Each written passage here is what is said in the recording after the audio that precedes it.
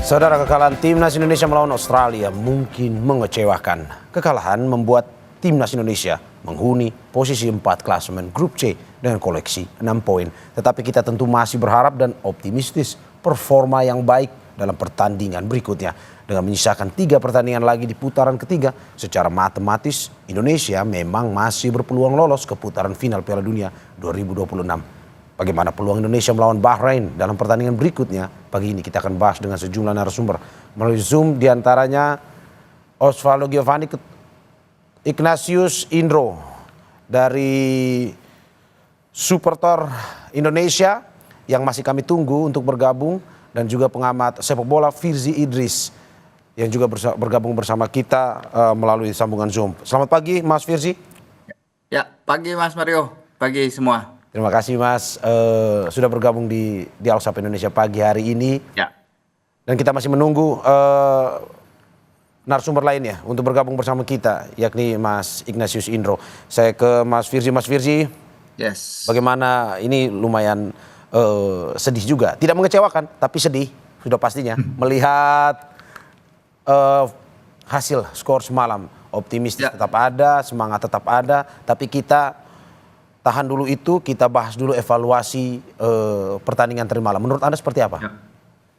Iya, menurut saya memang hasilnya sedikit berbalik ya dari build up yang terjadi selama ini sejak kedatangan Coach Patrick. Mungkin optimisme terhadap era baru Timnas Indonesia kan besar ya, sesuai dengan harapannya kita mendatangkan pelatih berkaliber Eropa, pelatih dari liga-liga top dengan tim kepelatihan yang juga didukung oleh pelatih-pelatih berpengalaman yang pernah menukangi klub-klub Eropa. Jadi kekecewaan wajar, tapi di satu sisi kita juga bisa lihat sebenarnya apa yang pingin dilakukan oleh Timnas Indonesia, terutama pada 15-20 menit pertama ya.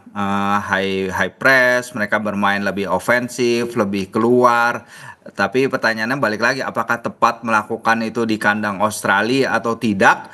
Ya mungkin segala diskusi narasi akan berubah apabila penalti Kevin Dix masuk. Tapi itu pun juga bukan jaminan kita bisa mempertahankan keunggulan kalau kita melihat bagaimana para pemain kita itu kelihatan kurang kurang tidak adanya struktur tim yang pakem, kesolidan yang kita biasa lihat dari timnas. Ada banyak salah pengertian, ada banyak instances di mana para pemain itu out of position, dan ini yang sebenarnya rada mengkhawatirkan ya, kayak mereka tidak mengenal satu sama lain gitu, kayak 11 individu di dalam lapangan tanpa instruksi yang jelas, dan ini yang jadi cause of concern kita. Tapi kita tetap menghargai perjuangan Garuda. Memang laga yang sulit sebenarnya ya, menghadapi tim yang ranking 26 di dunia ya. Kita datang dengan optimisme wajar Mas ke pertandingan ini, Patrick dan semua kita di media, dan juga banyak warganet, banyak supporter, karena Australia lagi kehilangan banyak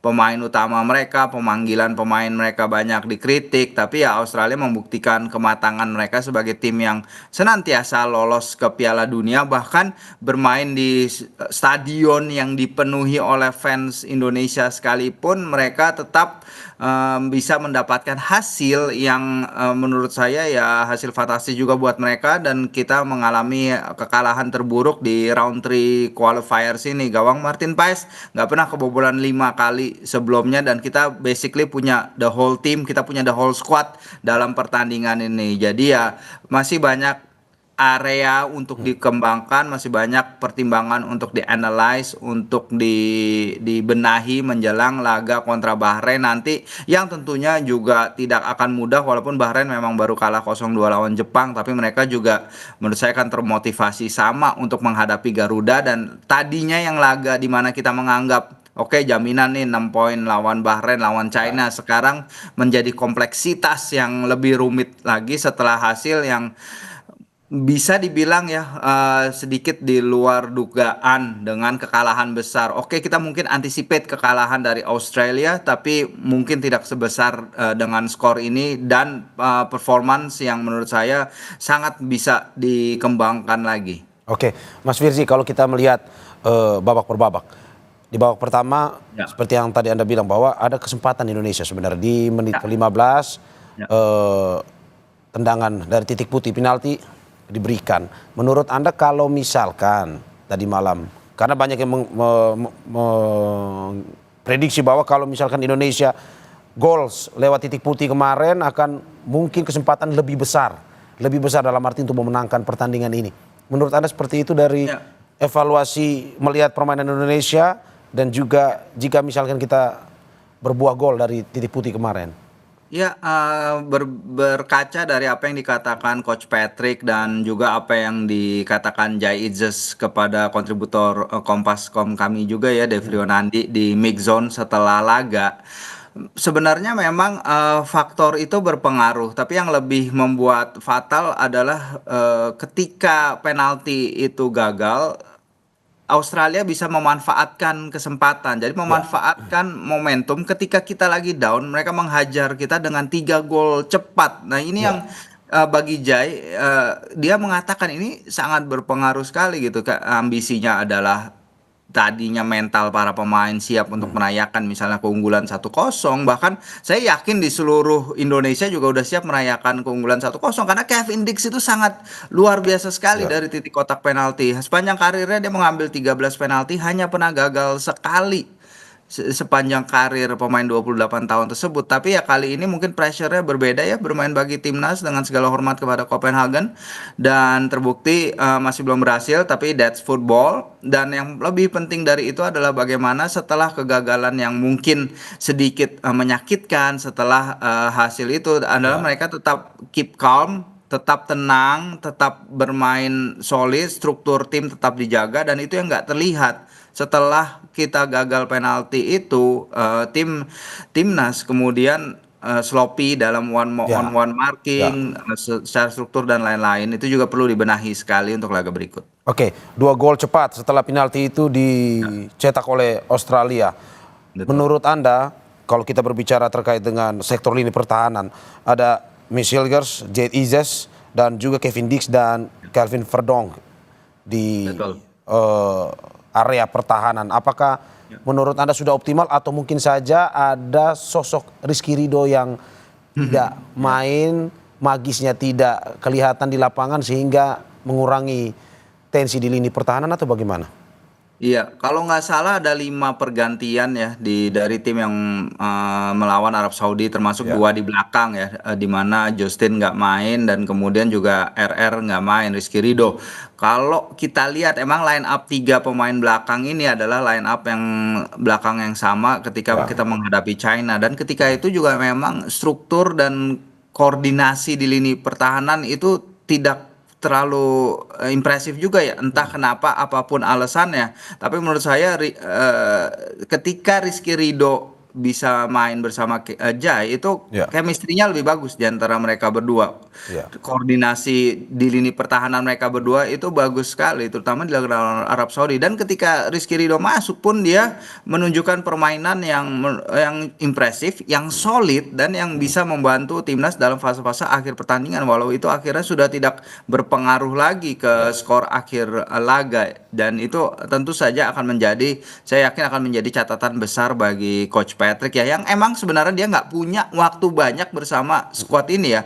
Praktis timnas itu berkumpul lengkap itu H-1 pertandingan tanggal 19, karena Ragnar itu jadi pemain terakhir yang datang, dan dia datang pukul sekitar setengah 12 malam waktu Sydney, Ya. dan itu tidak ideal persiapannya. Tapi menurut saya itu juga bukan alasan, karena Patrick udah tahu seharusnya bahwa di menjelang laga-laga ronde Maret ini waktu persiapan akan sangat singkat.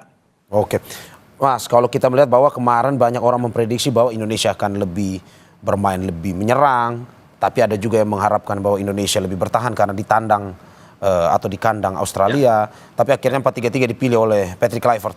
ya, Kalau kita berbicara tadi sudah lini pertahanan, di lini serang ada 2 nama baru oleh Romani dan Dean James yang mengapit Rafael Strike di lini depan. Kalau ya. menurut Anda dari performa 3 pemain ini, terutama oleh Romania yang mencetak gol satu-satunya, gol tunggal, apakah layak dipertahankan dengan performa tadi malam untuk melawan Bahrain di pertandingan selanjutnya, atau bagaimana? Ada 3 lini depan ini, apakah harus ada evaluasi atau bagaimana sebenarnya?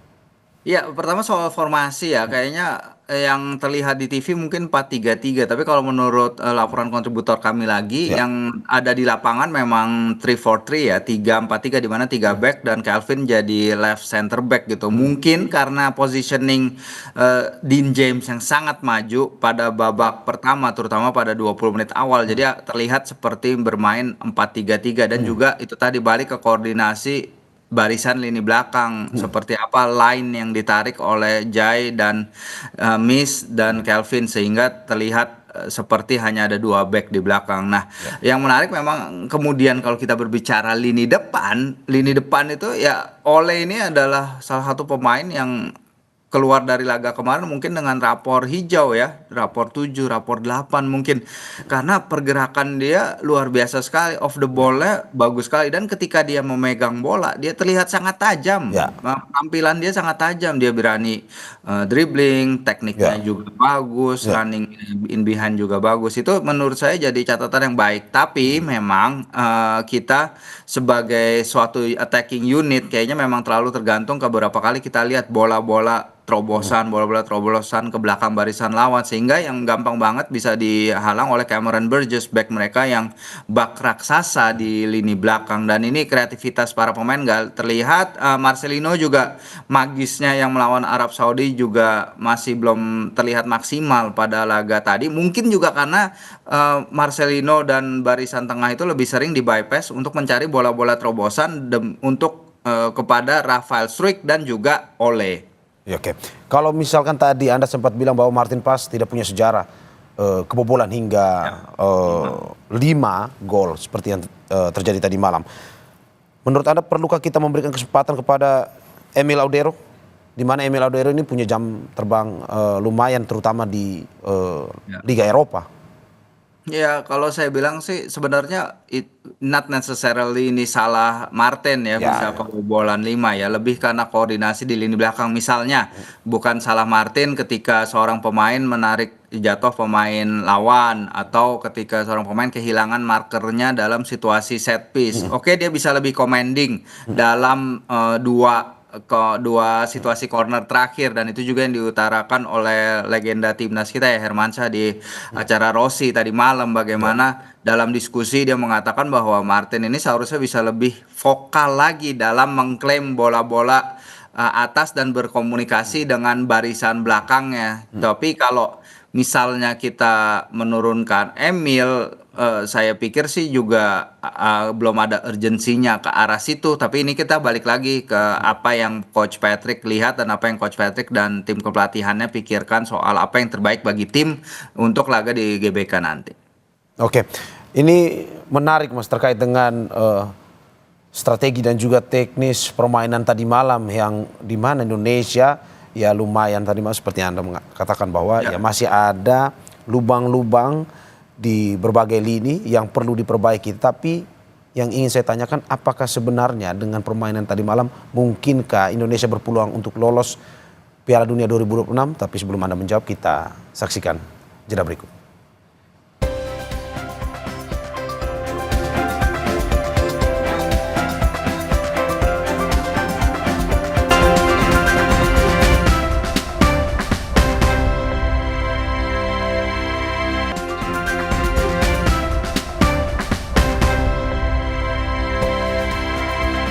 Terima kasih masih di Sapa Indonesia Pagi bersama saya Maris Sarong dan sejumlah narasumber saya ada pengamat sepak bola Firzi Idris dan juga sudah hadir bersama kita Ketua Umum Paguyuban Supporter Timnas Indonesia Ignatius Indro. Selamat pagi Mas Indro.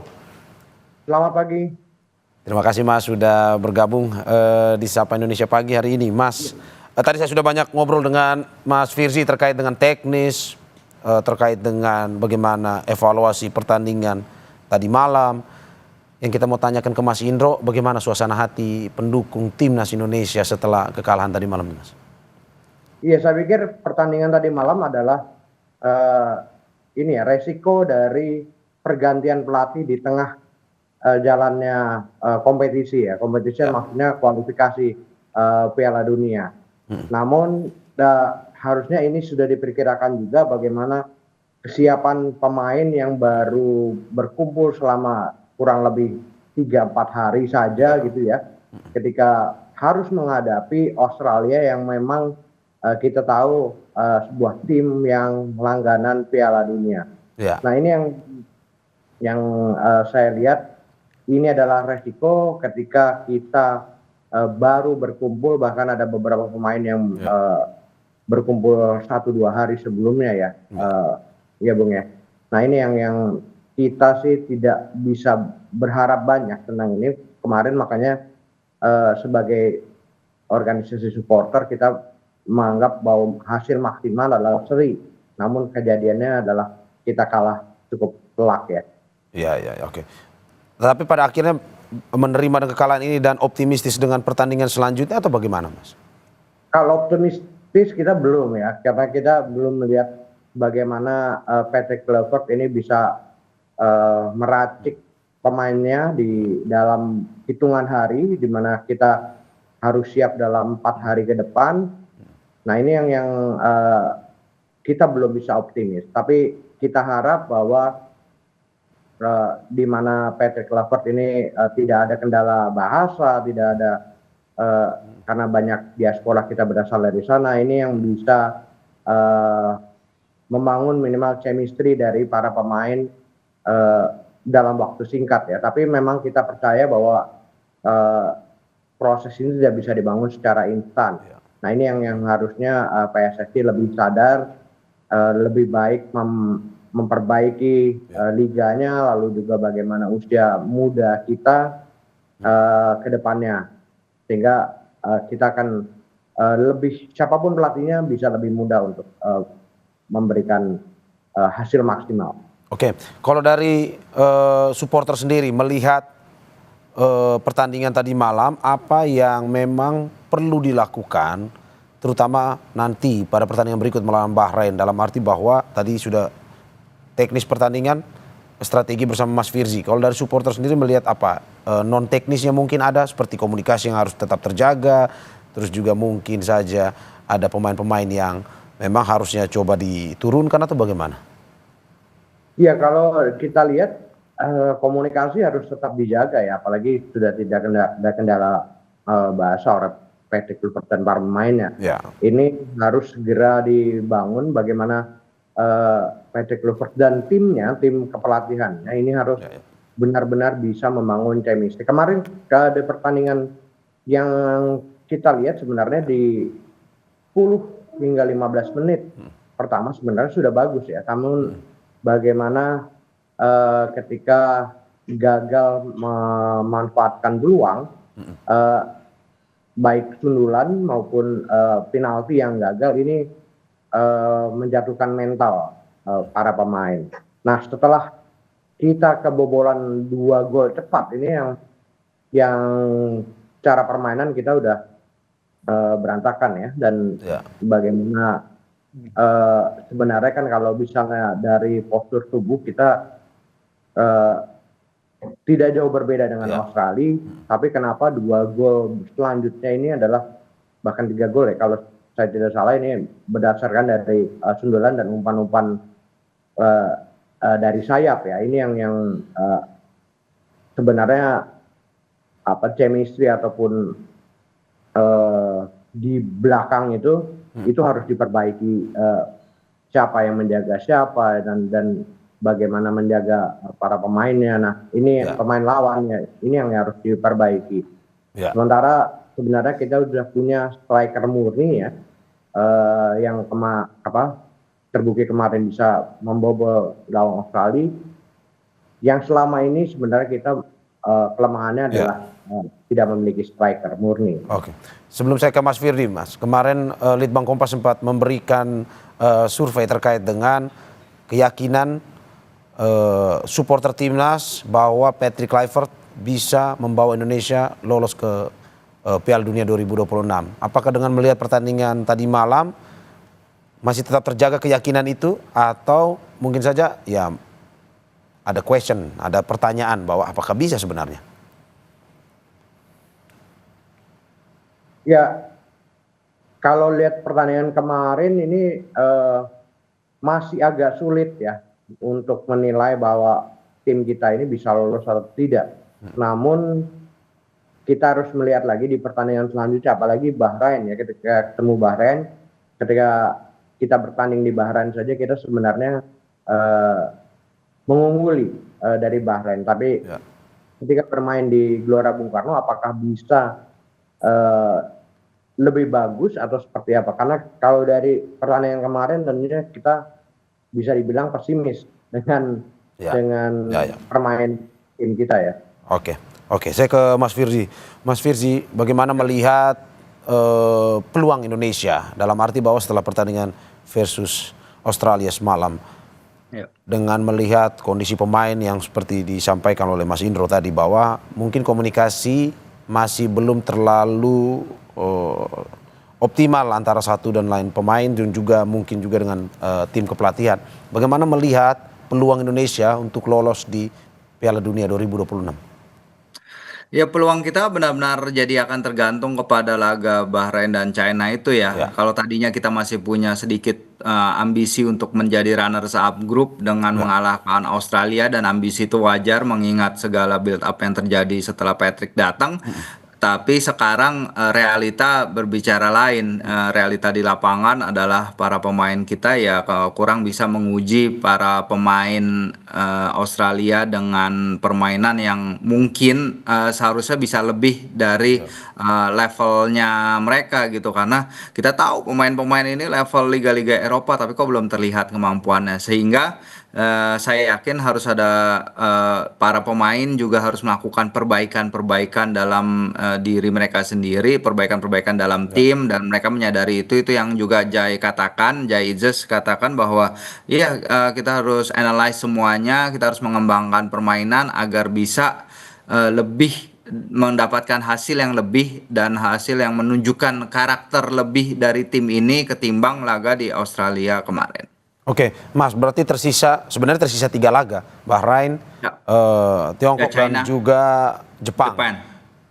Pada akhirnya tadi Anda mengatakan bahwa kesempatan itu aja ada di Bahrain dan juga Tiongkok. Apakah melawan Jepang ini sudah benar-benar tidak ada harapan atau gimana sebenarnya? Ya, kalau kita lihat memang Jepang Raja Asia ya, mereka jadi tim pertama yang lolos ke Piala Dunia 2026 ini. Agregat gol mereka di grup juga luar biasa ya, 24 kali mencetak gol kalau nggak salah dan baru kebobolan 2. Pada pertandingan pertama sebenarnya kita kalah 0-4 dan harapannya ketika itu sebenarnya walaupun kalah kita bisa kalah dengan agregat lebih sedikit ya. Tapi dan ini hal yang sama juga sebenarnya terjadi di laga kemarin, bagaimana Jai mengatakan bahwa skor laga mungkin sedikit terinflasi. Dia mengatakan bahwa ya mungkin dalam beberapa fase permainan Indonesia bermain cukup bagus, tapi Australia mencetak lebih banyak gol, dan ini yang harus jadi perhatian di laga kontra Bahrain. Boleh main menyerang tapi jangan tinggalkan lini belakang. Oke, kalau melihat berarti bahwa dari Anda prediksi untuk lawan Bahrain, tetapi masih tersisa ada Tiongkok setelah itu. Kalau lawan Bahrain hukumnya harus menang atau seri pun tidak apa-apa kalau memang kita tidak boleh kalah sebenarnya. Iya, nggak harus menang sih, karena memang hitungannya seperti apa, Mas? Iya, karena kita lihat yang dihitung kan adalah poin, terus habis itu bagaimana mencetak gol agar produktivitas gol, baru kemudian head to head. Nah, ini yang membedakan bahwa produktivitas gol juga akan penting. Kembalinya Ragnar kita harapkan bisa membuat dia duet maut ya dengan Ole dan juga dengan Rafa sebagai pendukung, dan di sana kita harus menabung gol sebanyak-banyaknya karena agregat gol kita seharusnya sekarang memang lebih bagus dari Bahrain, dan ini harus kita pertahankan.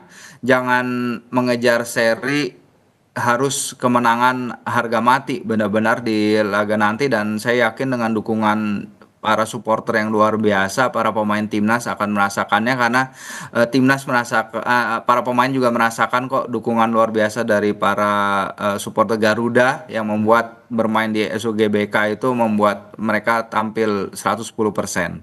Berarti minimal mesti menambah 6 poin, Mas ya, untuk mengamankan itu ya? Ya.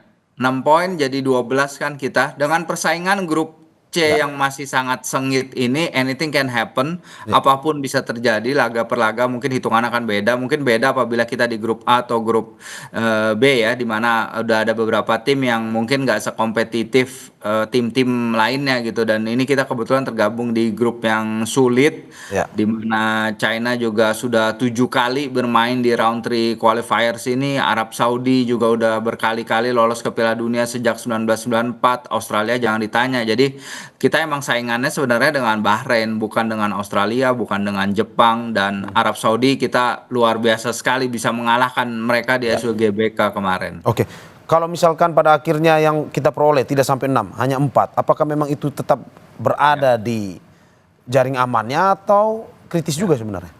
Ya ini akan tergantung dari laga-laga yang lain ya, apa yang bisa dipertunjukkan oleh Arab Saudi, oleh China di laga-laga sisa, karena itu yang akan jadi menentukan, karena head to head kita pasti akan berbicara juga di misalnya ketika kita melawan China di head to head kita kalah 1-2 nih. Nah, kita kalau mau nanti menang dengan skor 3-1, kita harus lebih produktif dari mereka. Dan kalau kita lihat juga dari laga-laga sisa, China masih akan bertandang ke Arab Saudi, Jepang juga masih akan menjamu Arab Saudi, dan China akan menjamu Australia di laga ronde berikutnya. Nah, ini akan menjadi kunci juga kalau Australia bisa kembali menang dan kita bisa menang lawan Bahrain, itu akan membuat kita berada dalam posisi lebih baik daripada China sendiri. Oke, Mas, ini selalu setiap kita kalah, berikut pernyataannya bilang selalu masih ada peluang. Kalah, masih ada peluang. Ya. Menurut Anda kalau kalah lawan Bahrain, masih ada peluang kah? Berat sih, sangat berat ya. Kita jangan sampai kalah lawan Bahrain. Ini juga target dari Coach Patrick pada awal ya, dia menargetkan 4 poin dari Australia dan juga dari Bahrain. Kita udah nggak bisa ngambil 1 poin dari Australia, dan artinya kita harus menang lawan Bahrain. Kita harus bisa mengambil maksimum poin untuk membuktikan bahwa ya Coach Patrick juga perlu nih pembuktian ini, bahwa Coach Patrick sangat perlu pembuktian ini karena memang dia menerima pekerjaan yang sangat sulit. Kita harus akui itu, kita harus mengakui keberanian dia mengambil pekerjaan yang sangat sulit di tengah kompetisi yang berlangsung seperti kata Mas Ignatius tadi. Tapi dia juga harus bisa membuktikan diri. Bagi dia nggak ada lagi proses, bagi dia harus result dan terutama result dalam 2 laga kandang kita ke depan. Oke, terakhir Mas, secara di atas kertas bagaimana melawan Bahrain, apakah Indonesia punya peluang, prediksinya berapa, dan apa yang harus dilakukan oleh Patrick Kluivert dalam pertandingan melawan Bahrain ini? Ya, peluang sangat besar. Tadi kembalinya Ragnar dan kembalinya Justin penting. Kita tahu balance di lini tengah juga harus bisa lebih dikembangkan. Nathan sayang sekali karena dia minim gameplay, terlihat dari permainannya kemarin. Mungkin ada baiknya Ivar kembali ke tengah, atau bahkan Joey Pelupesi yang banyak digadang-gadang akan main juga mungkin bisa diturunkan. Yang pasti memang mempertahankan apa yang udah baik dari laga pertama, yaitu apa yang ditunjukkan tim dalam 15-20 menit awal. High press, permainan yang berani menyerang, permainan yang berani stretch pertahanan lawan. Tapi balik itu tadi, koordinasi antar lini harus lebih baik, jarak antar pemain itu juga harus diperhatikan. Nah, hal-hal seperti ini yang pasti Coach Patrick akan analisis dengan Gerald Vandenberg juga jadi bagian dari tim analis timnas juga. Dia ada di stadion kemarin menganalisis pertandingan dari atas, dan ini akan berbicara sekali dalam pertandingan lawan Bahrain, mengkoreksi hal-hal yang salah dan mempertahankan hal-hal yang benar dari laga pertama ini. Ya, saat ini masih ada peluang, semoga apa yang disampaikan ini bisa memberikan masukan ya Mas kepada timnas, sehingga peluang yang diambil pada saat melawan Bahrain nanti bisa dioptimalkan sehingga 3 poin bisa kita bawa pulang pada pertandingan tersebut. Terima kasih Mas Firzi Idris, pengamat sepak bola, atas apa yang disampaikan, dan sebelumnya sudah ada Ignatius Indro, Ketua Umum Paguyuban Supporter Timnas Indonesia. Terima kasih Mas, sehat-sehat selalu.